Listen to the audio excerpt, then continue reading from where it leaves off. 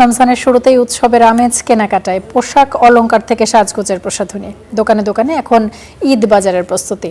তবে বরিশালের বাজারগুলোতে প্রসাধনী কেনাকাটায় খুব একটা ভিড় নেই। ব্যবসায়ীরা বলছেন অল্প সময়ের মধ্যেই ক্রেতা সমাগম বাড়বে। ঈদকে সামনে রেখে পবিত্র রমজানের শুরুতেই বাজারে এসেছে বাহারি প্রসাধনী। দামি জুয়েলারি থেকে রঙিন প্রসাধনী, বাহারি সব পণ্যেই রয়েছে ঈদের ছোঁয়া। দোকানে ক্রেতাদের ক্রয় ক্ষমতা বিবেচনা করে 100 থেকে 1000 টাকার পণ্য তোলা হয়েছে। জুয়েলারি শপে রয়েছে লাখ টাকারও পণ্য। এছাড়া দেশি বিদেশি প্রসাধনীও পাওয়া যাচ্ছে এসব দোকানে। ক্রেতারা বলছেন দোকান ভেদে পণ্য দেখে পছন্দ করছেন তারা। কোচিং থেকে আসলাম, দেখে গেলাম, পছন্দ হইলে কিনবই।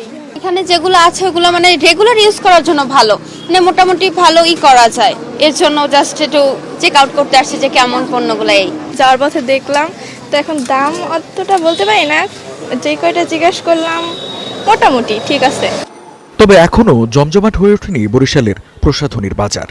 বরিশালের নবগ্রাম রোডের চাঁদেরহাট মার্কেটে দুপুর গড়ালেও উল্লেখযোগ্য ক্রেতাদের আনাগোনা দেখা যায়নি। বিক্রেতারা বলছেন রমজানের শুরুতে জমে না উঠলেও অল্প সময়ের মধ্যেই বাড়বে বেচাকেনা।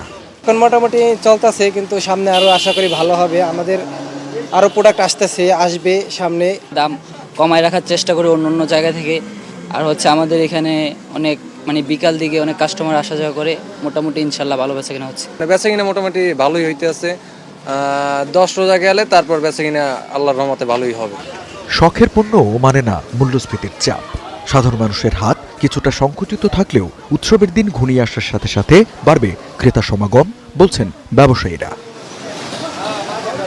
Desk report, star news.